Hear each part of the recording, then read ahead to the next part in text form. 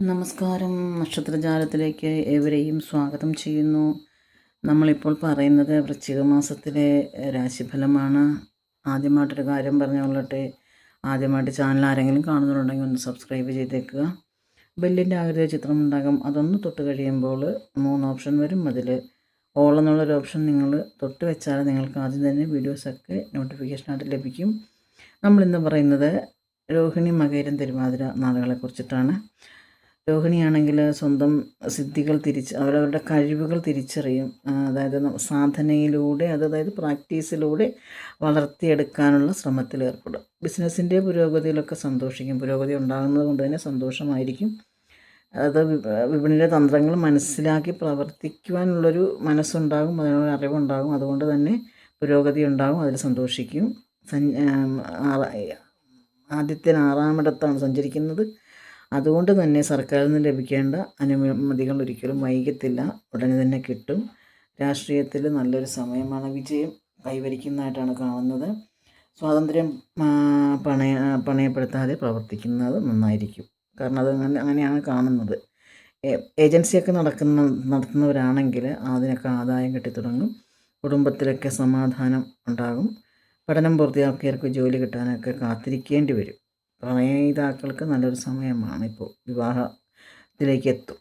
അതാണ് നമ്മളിപ്പോൾ രോഹിണിയെക്കുറിച്ച് പറയാനുള്ളത്. ഇനി മകയിരം നാളിനെക്കുറിച്ച് പറയുകയാണെങ്കിൽ ഏറ്റെടുത്ത കാര്യങ്ങളൊക്കെ പൂർത്തിയാക്കുവാൻ കഠിനമായിട്ട് അധ്വാനിക്കേണ്ടതായിട്ട് വരും. ക്ലേശിച്ച് നേടിയെടുത്ത സാങ്കേതിക പരിജ്ഞാനമൊക്കെ നല്ലപോലെ ഗുണം ചെയ്യും. നിങ്ങളുടെ മേലുദ്യോഗസ്ഥന്മാരൊക്കെ നിങ്ങളെ പ്രോത്സാഹിപ്പിക്കും. സംഘടനയ്ക്ക് വേണ്ടിയിട്ട് അതൊരു ഏകോപിപ്പിച്ച് വിജയം കൈവരിക്കും. സംഘടനയിൽ പ്രവർത്തിക്കുന്നുണ്ടെങ്കിൽ സാമ്പത്തികമായിട്ട് നല്ല മെച്ചമുള്ള സമയമാണ്. പക്ഷേ ധനപരമായിട്ടുള്ള അമളികൾ വരാതെ സൂക്ഷിക്കുക. അതായത് ധനം കൈകാര്യം ചെയ്യുമ്പോൾ അമളി പറ്റാതെ സൂക്ഷിക്കുക. അതാണ് മെയിനായിട്ട് പറയാനുള്ളത്. പിന്നെ സുഹൃത്തുക്കളുടെ കൂട്ടുവ്യാപാരത്തിൽ പങ്കാളി ആകും. പൊതുവേ കലാപ്രവർത്തനം കൊണ്ട് നല്ലൊരു സമയമാണിപ്പോൾ. ഉപരിപഠനത്തിന് സാധ്യതയുണ്ട്. അർഹതയുള്ള സ്ഥാനം നിങ്ങൾക്ക് കിട്ടുന്നതാണ്. അവസാന നിമിഷം അത് കിട്ടിക്കഴിഞ്ഞാലും. അപ്പോൾ അതുകൊണ്ട് തന്നെ ദൈവികമായിട്ടുള്ള ചിന്തകളും വഴിപാടുകളൊന്നും മുടക്കരുത്. അതായത് മറ്റേ പക്കപ്പിറന്നാളുകൾ തോറും നല്ല വഴിപാടുകൾ നടത്തുക. ഗണേശന് ഇതൊന്നും നഷ്ടപ്പെടാതിരിക്കാൻ ഗണേശന് ഗണപതിക്ക് വഴിപാടുകൾ നടത്തുന്നത് നന്നായിരിക്കും. പ്രൈവറ്റ് സ്ഥാപനത്തിൽ ജോലി ചെയ്യുന്നവർക്കാണെങ്കിൽ വേതനം വർദ്ധിക്കാൻ സാധ്യതയുണ്ട്. ഗൃഹനിർമ്മാണത്തിന് പ്ലാൻ തയ്യാറാക്കും കേട്ടോ. വിദേശത്ത് ഉള്ളവരുടെ തൊഴിൽ പ്രശ്നങ്ങളൊക്കെ പരിഹരിക്കും.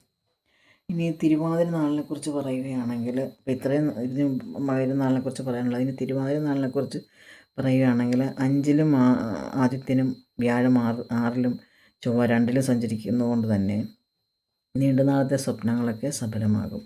പുതിയ ചുമതലകളൊക്കെ നിങ്ങൾക്ക് ലഭിക്കാൻ സാധ്യതയുണ്ട്. ഇഷ്ടാനിഷ്ടങ്ങൾ മുഖം നോക്കാതെ പ്രകടിപ്പിക്കുകയാൽ ശത്രുക്കൾ കൂടാനിടയുണ്ട്. ശാസ്ത്ര ഗവേഷണ മേഖലകളിൽ ശോഭിക്കും. കുടുംബക്ഷേത്രങ്ങളിലെ ഉത്സവത്തിനൊക്കെ നിങ്ങൾ നേതൃത്വം വഹിക്കും. വാഗ്ദാനങ്ങൾ കൃത്യമായി പാലിക്കാൻ സാധിക്കും. രോഗികളെ ആശ്വസിപ്പിക്കും. പുനരധിവാസ കാര്യങ്ങളിൽ സക്രിയമായ അതായത് പെട്ടെന്നുള്ള ഇടപെടലുകൾ നടത്തുന്നതാണ്.